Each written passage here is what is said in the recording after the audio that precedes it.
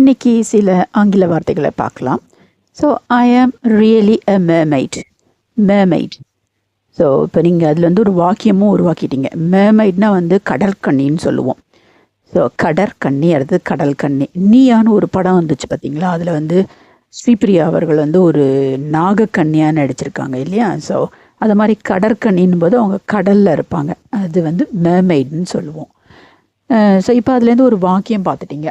I am really a mermaid. So நான் ஒரு கடற்கன்னி, நான் உண்மையிலே ஒரு கடல் கன்னி அப்படின்னு சொல்கிறோம். ஸோ நீங்கள் வந்து இப்போ இந்த ஐ ஆம் ரியலின்றதை வந்து நீங்கள் எதுனா வேறு அந்த வாக்கியங்கள்னால் உபயோகப்படுத்தலாம். ஐ ஆம் அ ஹோம் மேக்கர், அதாவது ஐ ஆம் அ ஹோம் மேக்கர்னு நான் வீட்டில் இருக்கிறவங்க. முன்ன காலத்தில் வந்து என்ன சொல்லிட்டு இருப்பாங்கன்னா ஹவுஸ் ஒய்ஃப்னு சொல்லிட்டு இருப்பாங்க. ஹவுஸ் ஒய்ஃப்னா வெளியில் வேலைக்கு போகாமல் வீட்டில் இருந்து வேலை செஞ்சுக்கிட்டு இருக்கிறவங்களுக்கு. ஸோ அதுக்கு வந்து இப்போ வந்து புதிய வார்த்தை வந்திருக்குது, ஐ ஆம் அ ஹோம் மேக்கர். ஐ ஆம் அ ஹோம் மேக்கர். ஸோ நீங்கள் என்ன சொல்லலாம், ஐ ஆம் அன் ஆஃபீஸ் ஒர்க்கர், நான் வந்து ஆஃபீஸில் வேலை செய்கிறேன்.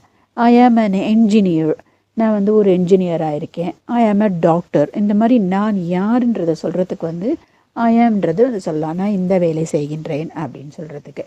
ஸோ இப்போ வந்து ஹோம் மேக்கர்னும் போது அதாவது வந்து நம்ம வீட்டிலலாம் சமைக்கிறோம் இல்லையா, அது ஒரு பெரிய வேலை. அதுக்கு வந்து ஏற்கனவே நான் ஒரு பதிவு போட்டிருக்கேன்.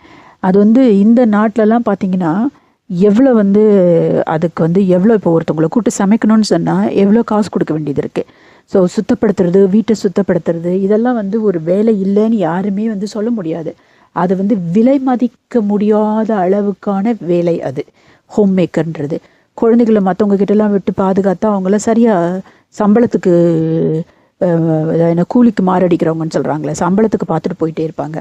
ஒரு வீட்டிலேருந்து ஒரு பெண் தாயாக இருந்து அவங்க குழந்தைகளை பராமரிக்கிற அளவுக்கு அது வந்து அந்த அளவுக்கு சரிப்படாது. அதனால ஹோம் மேக்கர்ன்றது ஒரு மிக மிக மதிப்பான வேலை. அதனால வீட்டில் இருக்கிற பெண்மணிகள்லாம் வந்து அது ஒரு மதிப்பற்ற வேலை இல்லை என்று நினச்சி கொள்ள வேண்டாம். ஸோ அதே சமயத்தில் அது வந்து நம்ம பொறுப்பாக நடத்துகின்றோம். அடுத்தபடியாக இன்னொரு வார்த்தை நம்ம இன்றைக்கி என்ன பார்க்க போகிறோம்னு சொன்னால், ஏற்கனவே நான் வந்து சொன்னேன் ஃபெலோப்பியன் டியூப்னு சொன்னோம். ஃபெலோப்பியன் டியூப்னா வந்து அதாவது என்ன, கருப்பை குழாய்கள். கருப்பை குழாய்கள் அது வந்து ஃபெலோப்பியன் டியூப்னா வந்து குழாய். ஃபெலோப்பியன் டியூப்னு ஏன் சொல்லியிருக்காங்கன்னு சொன்னால், அது இத்தாலி நாட்டில் இருக்கிறவர், அவர் பேர் வந்து ஃபெலோப்பியன். அவர் தான் முதல்ல வந்து 16வது நூற்றாண்டில் அவர் கண்டுபிடிச்சார். அதனால அவருடைய பெயரில் வந்து இந்த கருப்பை குழாயை வந்து ஃபெலோப்பியன் டியூப்னு சொல்லிட்டு வச்சுருக்காங்க. 2 சைடில் இருக்கும் அந்த ஃபெலோப்பியன் டியூப். ஏற்கனவே நான் வந்து ஒரு பதிவு போட்டிருக்கேன், அந்த பதிவை போய் பாருங்கள்.